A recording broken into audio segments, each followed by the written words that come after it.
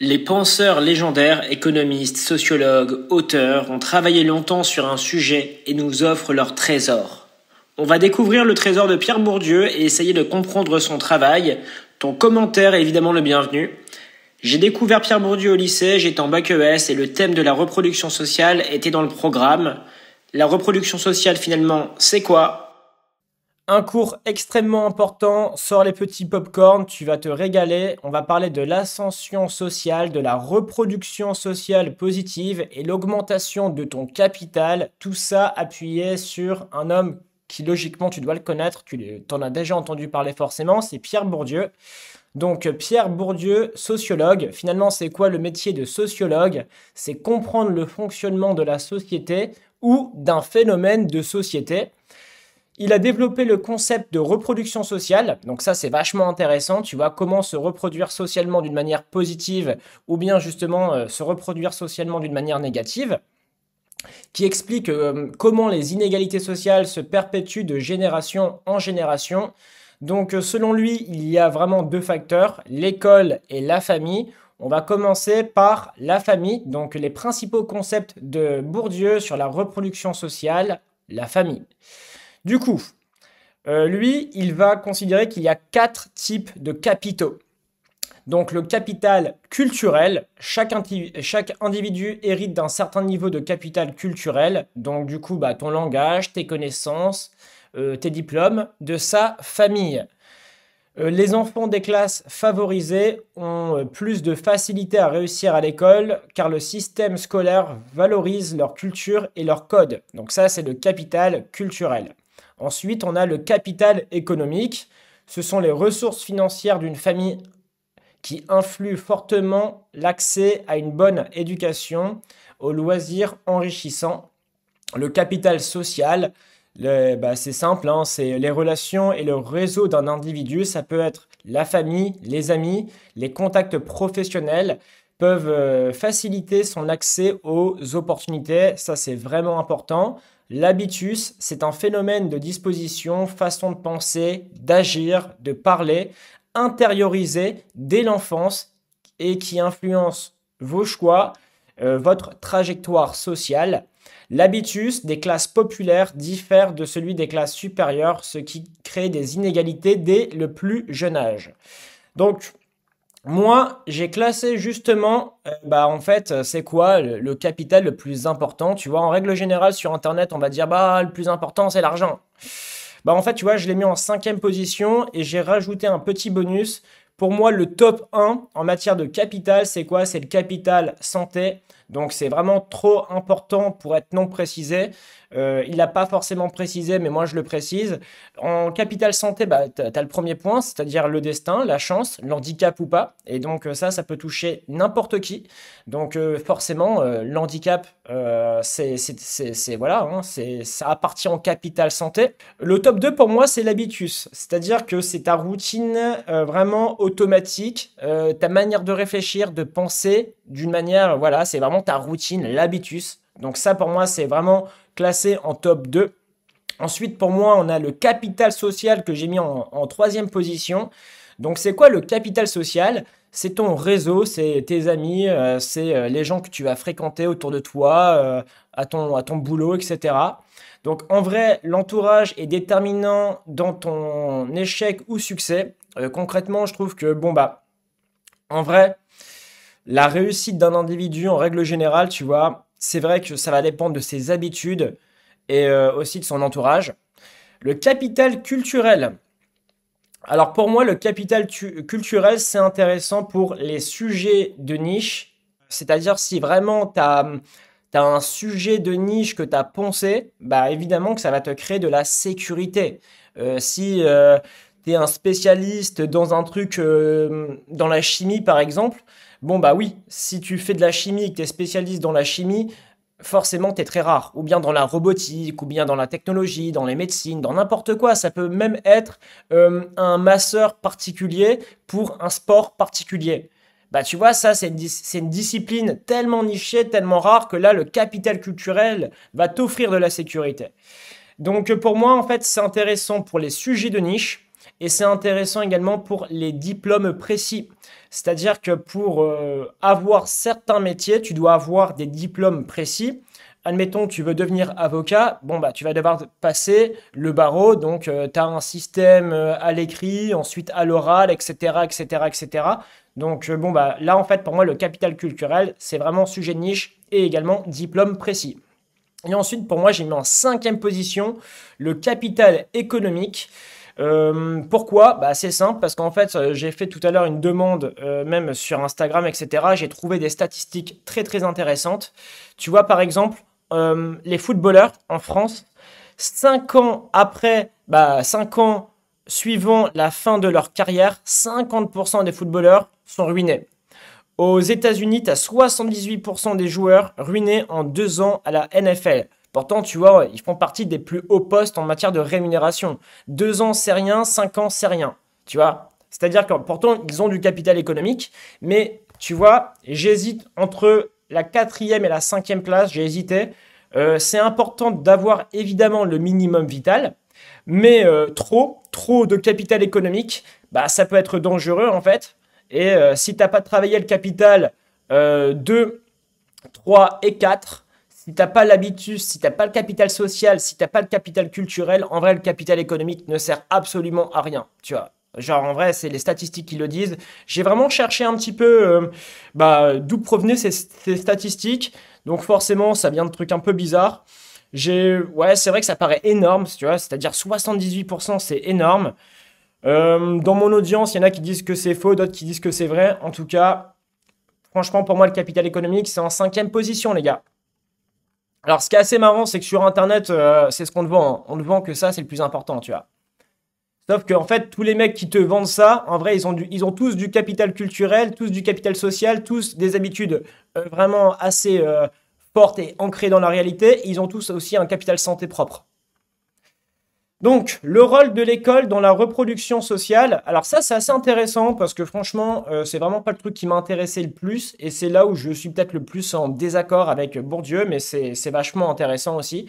Je trouve qu'il a une vision assez négative de l'école, alors que moi, j'ai une vision assez plutôt plus optimiste.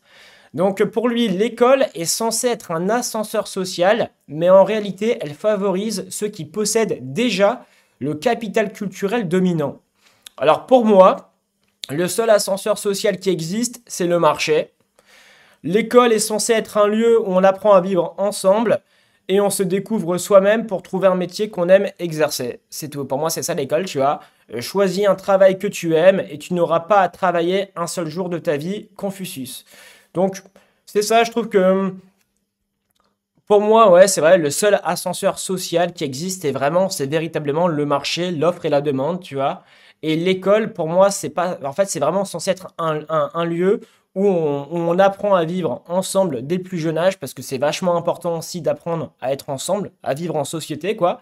Et pour moi, c'est censé être un lieu où on se découvre soi-même, où on explore, on va dire, des domaines, et parfois on aime des domaines, parfois on n'aime pas des domaines. C'est pas parce que t'aimes pas une matière que t'es nul. Et parfois même, tu peux ne pas aimer une matière parce qu'en fait, t'aimes pas le prof. Mais peut-être que si tu changeais de prof, tu aimerais la matière. Tu vois. Donc, je trouve que il fait des raccourcis. À mes yeux, je trouve qu'il fait vraiment des raccourcis. Et je trouve qu'il met trop l'école en mode, vraiment en mode l'école. Ouais, je sais pas. Je trouve qu'il a une vision négative de l'école. Ensuite, il dit, les enfants des classes populaires doivent s'adapter à un système qui ne correspond pas toujours à leur univers, ce qui freine leur réussite. Encore une fois, j'aime pas cette idée car elle condamne et elle remplace et elle place l'école comme sauveur qui échoue dans son rôle. Donc du coup l'école devient persécuteur. En vrai ça, pour ceux qui ont un peu de culture en matière de communication, on appelle ça le triangle de Karpman, tu vois, sauveur, persécuteur, victime. En plus, il y a le facteur humain. Et ça, franchement, je trouve qu'il a oublié. C'est-à-dire que tu as des bons professeurs et des mauvais professeurs dans toutes les écoles. Et en fait, si tu veux, un bon prof et un mauvais prof, en vrai, ça va dépendre d'un ressenti personnel, tu vois. C'est-à-dire que peut-être que toi, tu vas aimer un prof, peut-être que l'autre, il va le détester, etc. C'est-à-dire qu'en fait, la vibes, c'est-à-dire, voilà, l'aspect humain, En fait, je trouve que à vouloir trop rationaliser, à vouloir trop mettre des statistiques, etc., les gens, ils oublient vraiment le facteur humain, quoi. C'est-à-dire que tu peux aimer quelqu'un simplement parce que tu aimes bien sa manière d'être, l'énergie qu'il dégage. Et à l'inverse, bah, tu vois, ça, c'est du ressenti humain. Et pour moi, ça fait partie également de l'école. C'est-à-dire que dans ta vie professionnelle, bah, tu auras des collègues parfois, tu auras même des clients que tu vas aimer, que tu vas moins aimer, etc. Tu vois, le rapport humain, tu peux pas l'oublier comme ça, tu vois, en vrai. Donc, conclusion, pour Bourdieu, les inégalités ne sont pas naturelles, mais socialement construites et entretenues. L'école, au lieu de corriger ces inégalités, contribue souvent à les reproduire. Bon, ma conclusion personnelle, perso, je suis plus optimiste vis-à-vis de l'école. L'école, pour moi, c'est un lieu de rencontre où tu découvres les joies ou la malchance du hasard, c'est-à-dire ta classe. Ta classe, en vrai, c'est vraiment le hasard. Ton voisin, ta voisine de classe, bah c'est pareil, c'est un petit peu le hasard. En vrai, ça peut être déterminant sur ton année scolaire, tu vois. C'est-à-dire que si t'aimes bien ton voisin, si t'aimes bien ta voisine, bah tu vas kiffer un max. Si t'aimes pas, bon bah tu vas t'ennuyer toute l'année, quoi. Et même tes profs, bah tu vois, c'est-à-dire qu'en fait, en fonction des classes, t'as des profs différents et ça va également changer ton cours, ta destinée, c'est-à-dire ton année scolaire, simplement. Et une année, c'est quand même beaucoup. Donc encore une fois, enfin, l'école, ça reste une institution avec des êtres humains à l'intérieur, que ce soit des profs ou des élèves. Donc, j'ai envie de te dire, tu pourras jamais mettre des statistiques réelles avec on va dire, avec des ressentis, quoi. L'école pourrait corriger les inégalités, ça c'est ce que je pense. S'il y avait des cours de présentation des différentes filières avec des semaines de découverte. Parce qu'en fait, en vrai, tu vois, en règle générale, les gens, bah, on leur dit tu veux faire quoi plus tard? Mais en fait, on leur a rien fait découvrir à part les mathématiques et l'histoire. Mais j'ai envie de te dire, en fait, je trouve en fait, il faut pas oublier la cohérence avec une étude de marché réelle. Tu vois, c'est-à-dire que la chimie, tu découvres ça à l'université. Mais avant ça, tu sais même pas que ça existe réellement, quoi. Donc c'est vrai que bon, franchement, l'école pourrait très facilement corriger les inégalités s'il y avait plus de cours de présentation des différentes filières, avec des semaines de découverte et avec évidemment une cohérence avec une étude de marché. Plus, pour moi, tu dois apprendre des nouvelles choses toute ta vie. C'est-à-dire qu'en fait, c'est facile de dire l'école s'arrête, t'arrêtes d'apprendre. Ben non, en fait, j'ai envie de te dire, si tu fais ça, t'es mal barré, quoi.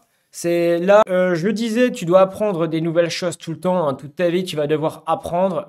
Pourquoi? Parce qu'en fait, aujourd'hui, en 3 ans de temps, on a eu l'apparition de TikTok, on a eu maintenant l'intelligence artificielle qui te parle avec une voix classique incroyable. Et encore toutes les choses que je ne sais pas, tu vois. Donc, j'ai envie de te dire, aujourd'hui, ça va très très vite. J'en étais où? Alors, tu dois prendre des nouvelles choses.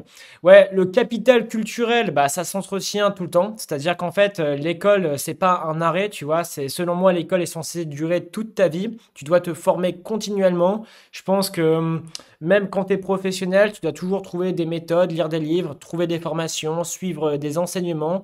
Peu importe la discipline, peu importe les matières, c'est-à-dire qu'en fait, tu dois apprendre.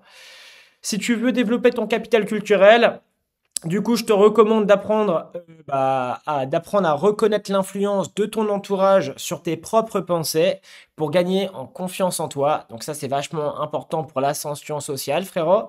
Je te conseille ce livre, tu vois, que je te mettrai en description. Du coup, on était vraiment sur un très beau sujet, ascension sociale, reproduction sociale positive, augmentation de capital, appuyé sur le travail de Pierre Bourdieu, sociologue très connu en France. Et j'ai envie de te dire, bon bah voilà, tu vois, je trouve que c'est vachement intéressant. Bah en fait, son travail sur le capital culturel, économique, social, l'habitus, etc., cette segmentation-là de capital est vraiment intéressante. Moi, j'ai simplement rajouté le capital santé et j'ai également mis un ordre où je considère que le capital économique, c'est finalement le moins important. Bien évidemment, il faut avoir les bases, tu vois. Et ensuite, je trouve que c'est vrai que sur le rôle de l'école dans la reproduction sociale, je trouve que en vrai, faire de l'école le problème, entre guillemets, je trouve ça pas très cohérent, quoi. Après, moi, j'ai un autre axe de pensée et je considère que l'école, bon, bah, c'est toute ta vie, quoi. Bref, j'ai envie de te dire, bon, bah, développe ton capital culturel. Je te mettrai le lien en description. Et peut-être que je supprimerai cette vidéo-là et je la mettrai sur une autre plateforme, peut-être plus privée, si je vois que bon bah c'est pas forcément très intéressant ce style de contenu. Si vous aimez pas ça, je sais que moi j'ai beaucoup de questions en règle générale en privé sur des questions, on va dire souvent de cette nature-là, assez économiques. Donc du coup, bon bah j'ai essayé de répondre d'une manière globale et sur ce que moi je pense. Et je pense que développer son capital, c'est important parce que si tu le développes pas, personne ne le fera à ta place. Bisous, à la prochaine, abonne-toi. Ici à la base, on est sur un contenu montre. Je suis watchmaker et auteur. Ce livre-là, c'est moi qui l'ai écrit. Donc c'est pour ça aussi que c'est intéressant de faire ce style de contenu-là.